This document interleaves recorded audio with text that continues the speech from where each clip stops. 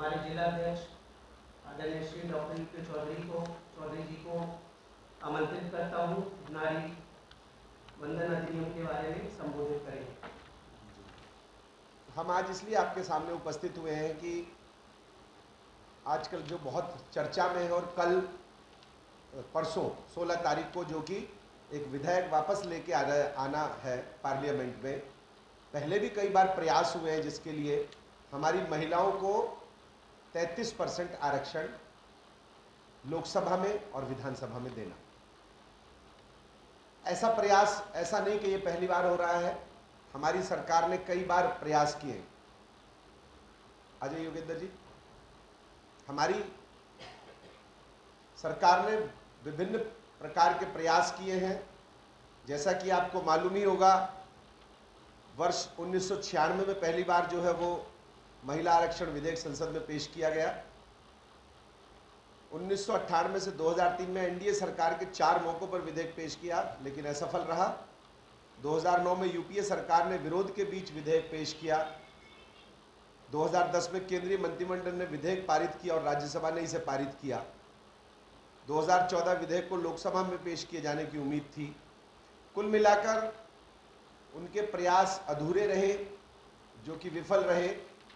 लेकिन जो हमारी पार्टी का या भारतीय जनता पार्टी की सरकार है, माननीय नरेंद्र मोदी जी के नेतृत्व में, उसका प्रयास जो है वो यही नहीं कि महिलाओं के लिए पहली बार ये आरक्षण की बात की गई है, अपितु हर क्षेत्र में महिलाओं को प्राथमिकता दी गई है। आपको पता ही है, जैसे कि काउंसलर्स 50% हमारी ऑलरेडी महिलाएं बहनें होती हैं, पार्षद, उनके लिए आरक्षण भी है। समय समय पर वो मेयर भी बनती हैं, जोन चेयरमैन भी बनती है, उनके लिए हमारा स्थान बार बार दिया गया है। लेकिन हम चाहते हैं कि महिलाओं का प्रतिनिधित्व हमारी विधानसभाओं में और लोकसभा में जो बढ़े। उसका कारण ये है कि हम 2047 तक विकसित भारत बनाना चाहते हैं, और 2047 तक विकसित भारत बनाना है तो वो विकसित भारत की कल्पना मात्र 50% की जनसंख्या पुरुषों की जो है उससे नहीं हो सकता। कोई भी विकसित आप देश देख लीजिए जिसमें 80%, 90%, 95% महिलाएं, कहीं कहीं तो 100% महिलाएं कोई ना कोई कार्य करती हैं और मुख्य धारा में शामिल हैं। लेकिन क्योंकि हमारे यहाँ अभी नेतृत्व ही नहीं कर रही है उतनी जितनी संख्या में करनी चाहिए, क्योंकि जब नेतृत्व किया जाता है तो महिलाएं घर से बाहर आती हैं, और जब उनके साथ महिलाएं बाहर आती हैं तो कुछ ना कुछ अपना उद्देश्य, कार्यक्रम, कुछ ना कुछ वो नया देखती हैं और आगे प्रगति करती हैं। तो यही एक हमारे माननीय नरेंद्र मोदी जी की जिसे कहते हैं कि पहल है कि इसको जोर शोर से और जल्दी से जल्दी किया जाए। बाकी डिटेल में हमारी तीनों बहनें बताएंगी दो पॉइंट्स। नारी शक्ति अधिनियम के तहत ये जो बिल पास होने वाला है, हम लोगों को, महिलाओं को सबसे ज़्यादा खुशी है। वो इसलिए है क्योंकि आज तक कई सरकारें आई गई, खाली वो बात है ना कि तोता चना बाजे बना, पेज बनाया जरूर गया, बिल लाया जरूर गया, लेकिन उसको आगे कार्रवाई उस पर नहीं हुई। एक हमारी सरकार ऐसी सरकार है, हमारी केंद्र सरकार ऐसी सरकार है। मैं माननीय मोदी जी का दिल की गहराइयों से आभार व्यक्त करती हूँ कि मोदी जी ने देश की हर एक महिला के बारे में सोचा। नारी को एकदम चूल्हा चौकी पे सीमित नहीं किया, उससे बाहर लेकर आए। एक एक जन तक, एक एक नारी जो बाहर मतलब निकलना चाहती थी, पढ़ी लिखी महिला समाज में और भी समाज की तरक्की हो, उसके लिए मोदी जी ने प्रयास किया। हम सभी बहनें उनके लिए धन्यवाद करते हैं मोदी जी। सर्वप्रथम तो ये एक स्वर्णिम कानून है जो 106 नंबर पर संशोधित रूप में हमारे सामने आया है।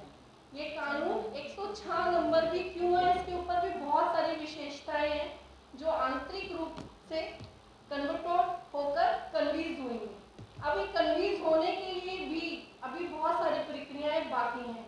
ये क्यों नहीं हुआ और इसके पीछे का कारण अब तक क्या रहा, क्योंकि पहले की सरकारों में आपसी मतभेद इतने रहे कि उन लोगों का एकजुट होना, इस पर मत बनाना और इस कानून को ही पारित ना होने के पीछे भी उनका अपना ही एक ऐतिहासिक बैकग्राउंड रहा है, जो कि महिलाओं को सामने आने ही नहीं दिया।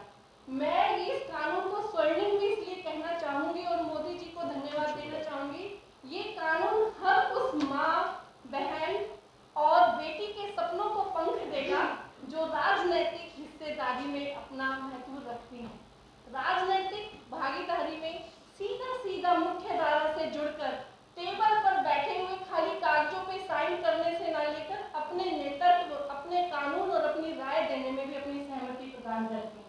उनको बहुत बहुत साधुवाद, मंच को अभिनंदन। जैसा कि चर्चा का विषय है नारी शक्ति वंदन अधिनियम, 2014 में जब मोदी जी ने शपथ ली थी तभी उन्होंने एक स्पष्ट संदेश दिया था, सबका साथ सबका विकास। जैसा कि हमारी शास्त्रों में विदित है, जहाँ पर नारी होती है वहाँ पे विकास होता है। अभी हमारी पूर्व एडवोकेट श्वेता जी ने भी बताया, सशक्त राष्ट्र तभी होता है सशक्त नारी होती। ये बिल बहुत सालों में कई बार संसद में पेश किया गया, लेकिन कभी भी बिल का रूप नहीं ले पाया। और अब 2026 में पूरी उम्मीद है, पूरा विश्वास है कि नरेंद्र मोदी के समर्थन में पूरा संसद जो 16 अप्रैल या 17 अप्रैल को इस बिल में समर्थन देकर इस बिल को एक विधेयक के रूप में लाएगा और नारी शक्ति वंदन अधिनियम के तहत लोकसभा में और राज्यसभा की विधानसभाओं में 33% आरक्षण हो जाएगा, जो अब तक संसद में 13.70 कुछ था, जो बढ़कर 33% हो जाएगा। मेरा सभी आप पत्रकार बंधुओं के माध्यम से, आपके चैनल के माध्यम से जो हमारी जनता देख रही है, उससे निवेदन करना चाहती हूँ कि एक नंबर हमने जारी किया है, वो जनता उस नंबर पर मिस कॉल देकर यदि इस नारी शक्ति वंदन अधिनियम से सहमति करते हैं तो अपनी सहमति दर्ज कराएं और सबका साथ सबका विकास में एक अपनी उपस्थिति दर्ज कराएं।